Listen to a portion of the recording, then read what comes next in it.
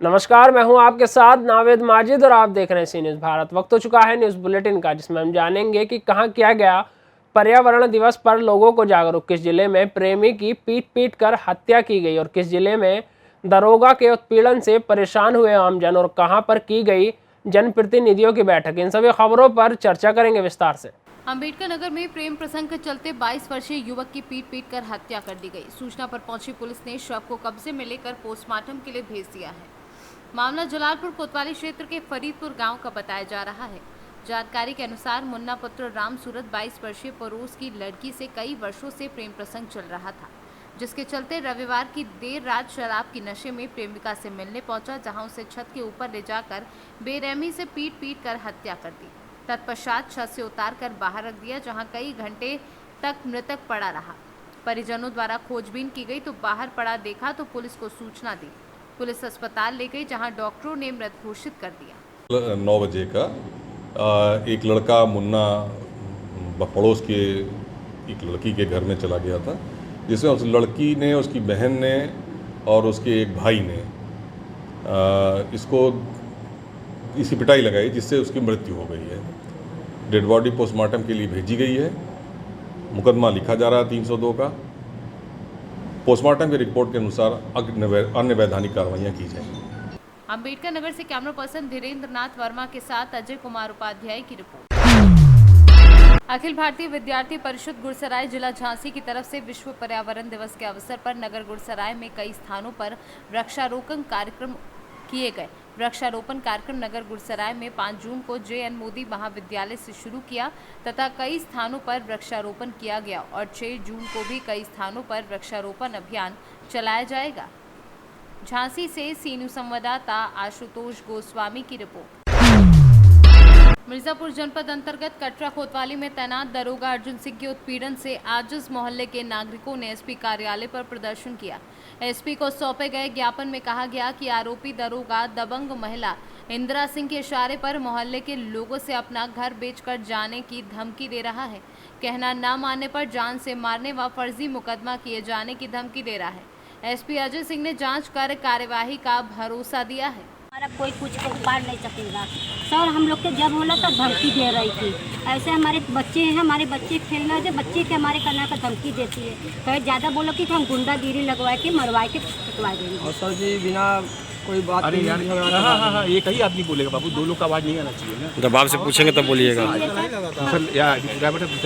अब तू हरा हुआ तू वही बताया क्या घटना बताया और क्या ही अपनी पत्र समस्या ये था सर जी कि हम लोग कुछ किए नहीं थे और हम लोग के नाम में FIR हो गया है। 25 तारीख को FIR हुआ है। हम लोग को 28 तारीख को पता चला है। जब वहाँ कटरा कोतवाली में गए हैं तो वहाँ पता चला कि कुछ हुआ नहीं है। फिर कल साहब आए थे तो हम लोग को जबरी आधार मांग रहे हैं, देवा ढमका करके, और नहीं दिए तो बोले कि ये नहीं वो करा देंगे। और मामला सब लेकर के कुछ है नहीं, ज़मीन का लेकर के है। मुद्दा ये है कि ज़मीन जबरी मांग रहे हैं, पैसा जबरी दे रहे हैं। हम लोग तैयार नहीं है तो गुंडा बदमाश बुला करके हम लोग को धमकाते हैं। फिर एक आगे लोग को गोली मरवा देंगे, तब तुम लोग दोगे, जब खत्म हो जाओगे तब दोगे। किसके द्वारा ऐसा किया जा रहा है? ये तो इंदिरा सिंह है जो वही बोलते हैं वही सबका, और दरोगा जो हो उनसे मिला हुआ है। कौन दरोगा जी? दरोगा का नाम बताइए। अर्जुन सिंह, और मिला हुआ उनके घर पे रोज आते हैं। इस समय बहुत ज़्यादा आ रहे हैं, जैसे हफ्ते में 2 बार 3 बार हमेशा आते हैं उनके घर पे। अब तो 2 बार 3 बार आते हैं दिन भर। और अर्जुन सिंह कहाँ के चौकी इंचार्ज हैं? यही तो पता नहीं चल रहा है ना। ये नहीं पता चल रहा आपके पास? अच्छा ठीक है। मिर्जापुर से सी न्यूज़ संवाददाता गौरव श्रीवास्तव की रिपोर्ट। बाढ़ में पूर्व तैयारी को लेकर सुगौली प्रखंड कार्यालय परिसर स्थित सभागार में अनुश्रवण समिति की बैठक आयोजित की गई। बैठक में प्रखंड के विभिन्न पंचायत के जनप्रतिनिधियों ने हिस्सा लिया। इस दौरान बाढ़ पूर्व को लेकर की गई तैयारी एवं बाढ़ से बचाव को लेकर आवश्यक चर्चा की गई। मौके पर मौजूद जनप्रतिनिधियों ने सिकराना नदी स्थित ध्वस्त व जर्जर बांध के निर्माण को लेकर अधिकारियों को अवगत कराया। मोतिहारी से सी न्यूज़ संवाददाता वीरेंद्र कुमार गुप्ता की रिपोर्ट। बांगरमऊ कोतवाली क्षेत्र के भिखारीपुर रूल निवासी 13 वर्षीय नाबालिग किशोरी सोनम पुत्री ध्रुव रविवार रात को अचानक कहीं लापता हो गई। काफी खोजबीन करने के बाद भी पुत्री के नाम मिलने पर परिजनों ने स्थानीय कोतवाली पुलिस को सूचना दी।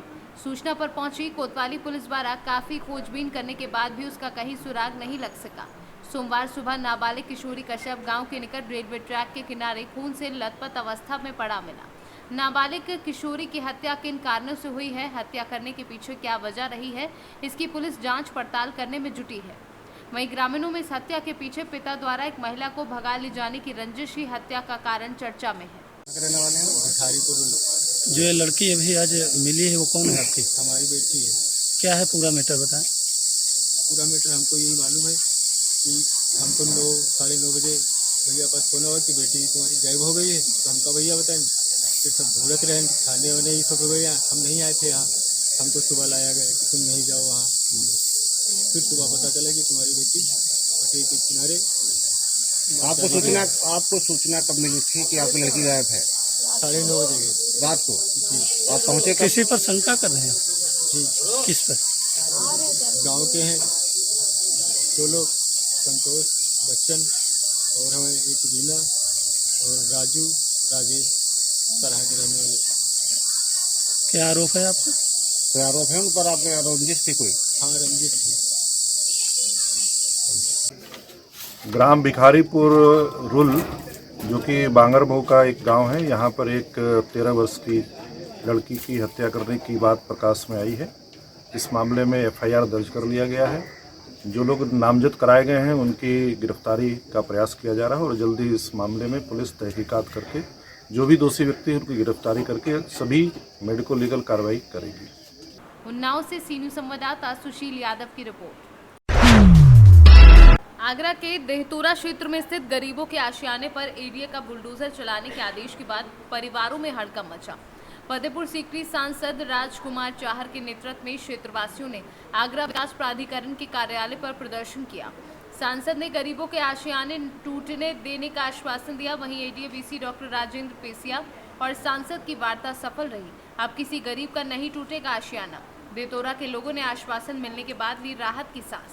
मेरे पास अभी देहतोरा गांव के लोग आए थे और उन्होंने ये बताया कि साहब हमारे यहाँ कुछ ऐसी धमकी दी गई है कि आपके सारे मकान तोड़े जाएंगे। तो मैंने कहा था कि ऐसे कोई किसी का मकान नहीं तोड़ सकता और टूटने भी नहीं देंगे। देश के यशस्वी प्रधानमंत्री आदरणीय श्री नरेंद्र मोदी जी लोगों को आवास देने का काम कर रहे हैं, गरीबों का जिनकी छतें सिर पर नहीं है। और उत्तर प्रदेश के मुख्यमंत्री भी लगातार, आदरणीय योगी जी भी लगातार गरीबों के घर बनाने के लिए काम कर रहे हैं। हमारी सरकार में घर दिए जाते हैं, घर तोड़े नहीं जाते। उनको लगा ऐसा कि उनके घर तोड़े जा सकते हैं, तो उन्होंने हमारे पास अपनी बात रखी है। आज कमिश्नर आगरा के साथ पूरे विषय को लेकर हमने बैठक की है इसमें, और कमिश्नर आगरा के साथ बैठ के, जिसमें आगरा विकास प्राधिकरण के वीसी पेसिया जी भी मौजूद थे, उसमें यह तय हुआ है कि मकान से किसी के 1 इंच भी किसी के मकान को कोई नहीं। देहतोरा में कुल 173 मकान हमारे द्वारा मकान और दुकान आइडेंटिफाई किए गए थे, और जिसमें लगभग 400 के आसपास जो लोग हैं वो रहते हैं वहाँ पे, कुछ परिवार भी रहते हैं अलग से। तो इसमें अंतिम रूप से ये निर्णय किया गया कि जो मकान हैं, जो निर्धन वर्ग के हैं, निर्बल वर्ग के हैं, उनका ध्वस्तीकरण नहीं किया जाएगा।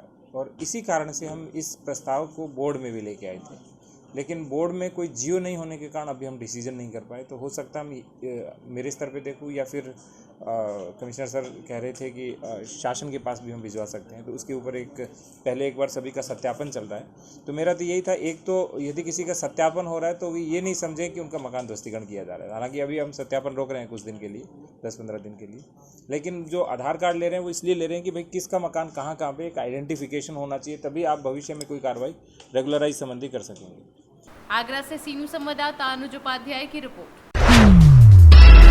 जनपद मिर्जापुर अंतर्गत पटरी थाना पुलिस ने हत्या के आरोप में 8 साल से फरार चल रहे 50,000 के नामी बदमाश को गिरफ्तार किया है। परिवार के साथ रामलीला देखकर लौटते समय बृजराज सिंह की 2 अक्टूबर 2014 में गोली मारकर हत्या करने के बाद आरोपी फरार चल रहा था। पुलिस के हाथ लगने के बाद मिली सफलता पर पुलिस लाइन में पत्रकार वार्ता कर एसपी सिटी संजय कुमार ने खुलासा किया है।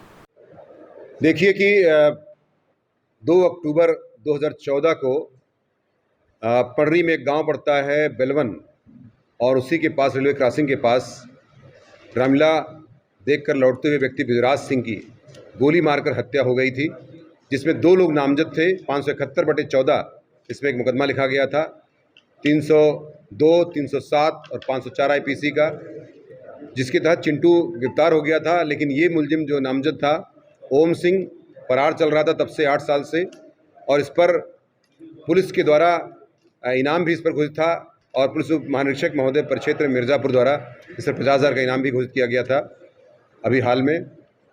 इसको पुलिस की सूचना के आधार पर टिप ऑफ पड़ा था। ये बॉम्बे में, नासिक में, पुणे में छुप के रह रहा था, जैसा कि हम लोगों को सूचना थी। और अभी बाद में जो सूचना मिली टिप ऑफ के आधार पर कि ये यहाँ पर आया हुआ है और अपने, चूँकि इस समय अपराधियों पर सख्त कार्रवाई की जा रही है, तो सख्त कार्रवाई के मद्देनज़र ये अपने इस चालाकी में था, इस बुद्धि में लगाया था कि हम आकर के अपना किसी माध्यम से सरेंडर कर दें या जो भी इसका दिमाग में चल रहा होगा। लेकिन पुलिस को मुखबिर के आधार पर सूचना मिल जाती है और सूचना के आधार पर इसको हम पकड़ते हैं और पूछताछ से अपना नाम ओम सिंह स्वीकार करता है। तदनुसार इस पर 302, 307 और 504 IPC के तहत विधिक कार्रवाई करते हुए जेल भेजने की कार्रवाई की जा रही है। सबसे अच्छी बात यह है कि इस पर 50,000 का इनाम है और मिर्ज़ापुर पुलिस का ये अचीवमेंट है। हत्या का कारण क्या था सर? अब किस सन में हत्या हुई थी, किसकी हुई थी, क्या हुआ? बताया मैंने, हत्या 2014 में हुई थी, 2 अक्टूबर 2014 को। और जैसा कि बताया जाता है कि ज़मीन संबंधी एक मामले में उस समय उससे पहले गोली चलाई गई थी, जिसमें समझौता करने के लिए गवाहों पर प्रेशर आ रहा था, लेकिन समझौता वो लोग नहीं कर रहे थे। तो उसने जो लोग नहीं समझौता कराने में सहयोग कर रहे थे, वो उनका नाम बृजराज सिंह में भी नाम शामिल था। उसमें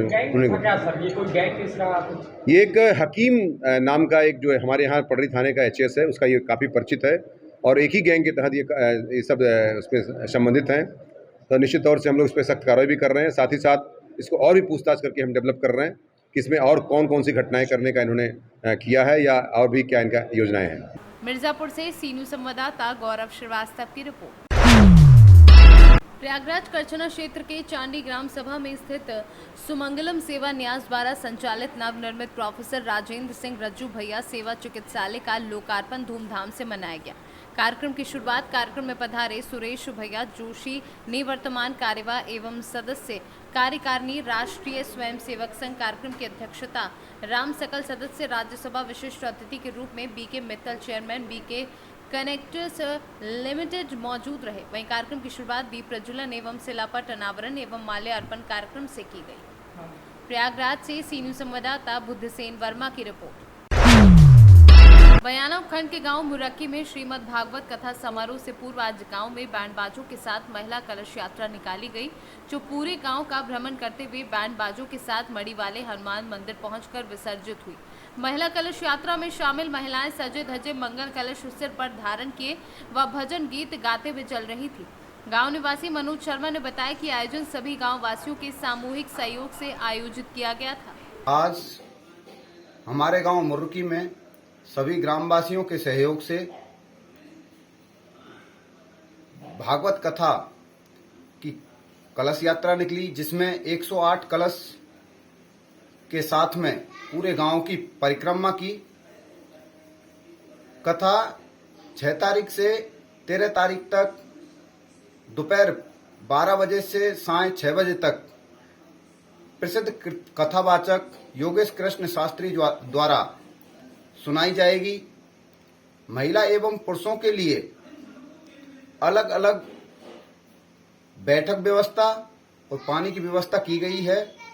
इसमें सभी ग्रामवासियों का बराबर सहयोग है। कलश यात्रा मड़ी वाले हनुमान जी से प्रारंभ होकर पूरी गांव की परिक्रमा करते हुए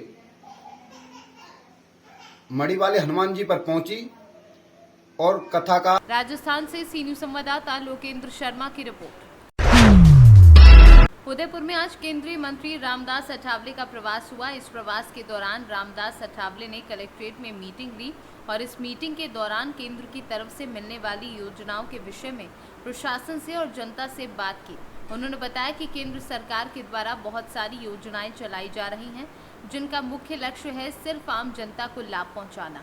वहीं उन्होंने प्रशासन को नसीहत देते हुए ये भी कहा कि यदि केंद्र की योजनाओं को राज्य में लागू करने पर कोई अंतर पाया जाता है तो वैसे सहन नहीं करेंगे। उन्होंने ये भी कहा कि मोदी सरकार SC, ST और OBC के लाभ को लेकर बहुत ही सावधान है।